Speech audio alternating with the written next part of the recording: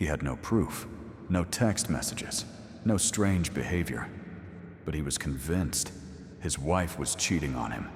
Every smile she gave, every time she was on her phone, felt like a betrayal. He installed a hidden camera in the bedroom, followed her for days, accused her again and again, until one night, she was gone. Not with another man, but with her suitcase. Forever. What drove him to destroy everything? It wasn't her. It was his own mind, lying to him. And here's the scary part. We all do this. Every day. Your brain lies to you, to protect you, to control you, and sometimes, to destroy you. We've all done it. Told ourselves a lie, just to survive the truth. Maybe you said, "I'm fine," when you were breaking inside. Or you convinced yourself they loved you, even when they didn't. But why do we do it? Psychologists call it self-deception, when your mind creates illusions to protect you from emotional pain, shame, or failure. It's not just lying, it's lying to yourself. And the terrifying part is, you may not even know it's happening. In this video, we're going to explore the twisted mechanics of your brain's defense system. We'll dive into shocking real-life stories, dark psychological experiments, and the mind traps we fall into every single day. And by the end, you'll start to wonder, how much of your life is a lie you've told yourself? Michael was an ordinary man, a father, a husband, a software engineer. But over time, something began to change. He started to believe his coworkers were plotting against him, that his wife was hiding something, that every glance, every whisper was about him. He had no proof, no messages, no meetings, but his gut told him he was right. So he started digging, reading her emails, recording their conversations, following her after work. And every time he found nothing, he told himself, she's just hiding it better. Friends tried to reason with him. He pushed them away. His boss asked about missed deadlines. Michael claimed they were sabotaging his work. He was fired. His wife left. And still, he believed he was the victim. When psychologists finally intervened, they diagnosed him with delusional disorder. But it wasn't just mental illness. It was self-deception, taken to the extreme. His brain had built a world where he was right, and it destroyed everything. Michael's story may sound extreme, but the truth is, we all do what he did, just in smaller ways. Why? Because the human brain doesn't just want truth, it wants comfort. And when the truth threatens our self-image, our mind fights back with lies. This is where psychology steps in.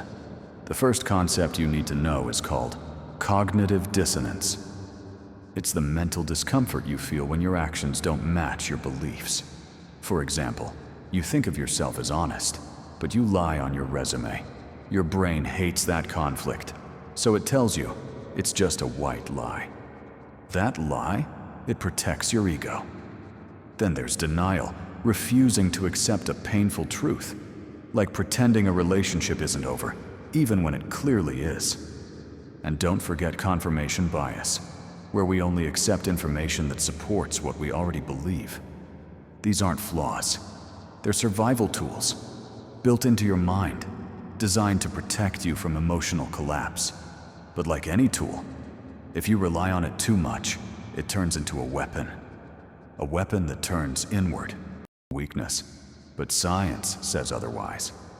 Let's start with one of the most famous experiments in psychology, Leon Festinger's cognitive dissonance study from 1957. Participants were asked to perform a boring task, turning pegs on a board for an hour. Then, they were told to lie to the next participant and say the task was fun. Some were paid $1 to lie, others $20. Guess what happened? Those who were paid just $1 felt more guilty. But instead of admitting the lie, they convinced themselves the task wasn't so bad after all. Why? Because they had no good reason to lie, so their brains rewrote the truth to feel okay. This is self-deception in action, rewriting reality to match comfort. Then there's the smoke-filled room experiment, a group of people sitting in a room that slowly fills with smoke. When actors pretend nothing's wrong, most real participants ignore the danger. They don't trust their own senses. They lie to themselves. If no one else is panicking, maybe I'm overreacting. Even in the face of danger, the mind prefers to conform than to face uncomfortable truth. And in fMRI brain scans, researchers have found that when people deny reality, like ignoring mistakes, the emotional centers in the brain light up more than logic centers. Your brain isn't thinking, it's protecting. Self-deception isn't just something that happens in labs or therapy rooms. It's happening right now, in your pocket, on your feed, in your mind. Social media is a playground for self-deception. People post perfect photos of perfect lives, but inside, they feel empty. They tell themselves, if I look happy, maybe I'll become happy. Influencers preach self-love, while secretly breaking down under pressure. Couples post anniversary dinners right after an explosive fight. It's not fake, it's survival. And then there's toxic positivity, convincing yourself that everything is fine, even when it's falling apart. You tell yourself, stay strong, stay grateful, smile through it. But inside, your mental health is gasping for air. Workplaces are filled with self-deception too. People convince themselves they love their jobs while quietly drowning in burnout. We lie about relationships, money, goals, just to maintain a fragile image. But here's the haunting question.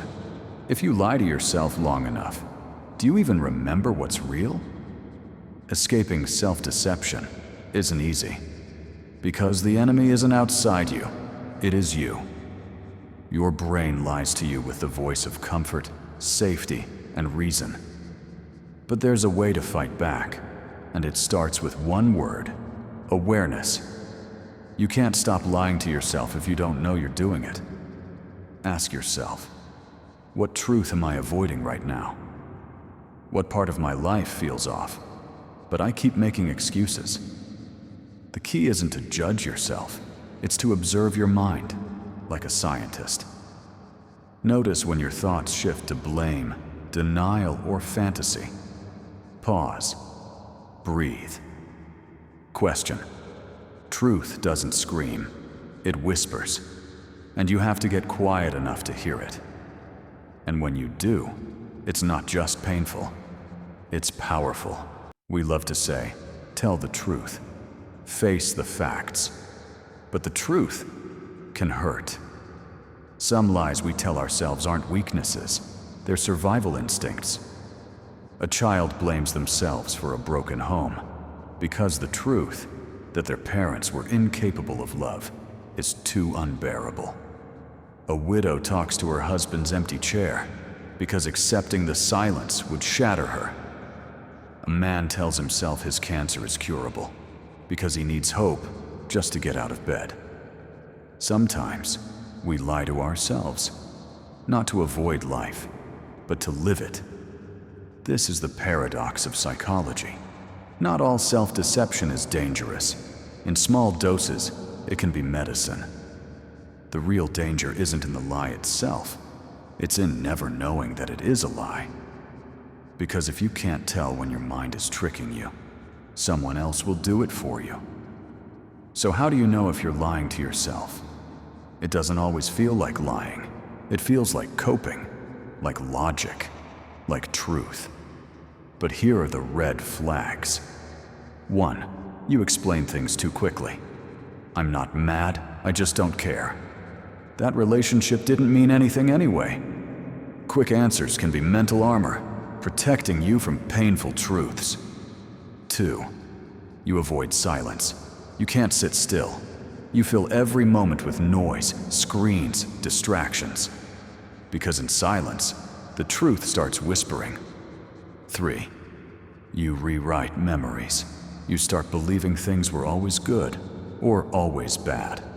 Your brain edits the past to make the present feel more bearable. 4. You attack instead of reflect. You blame others immediately, but never ask, what's my role in this? 5. You feel strangely tired all the time because maintaining a lie, especially to yourself, drains you. You're not just exhausted, you're mentally hiding. Self-deception leaves fingerprints, and once you see them, you can't unsee them.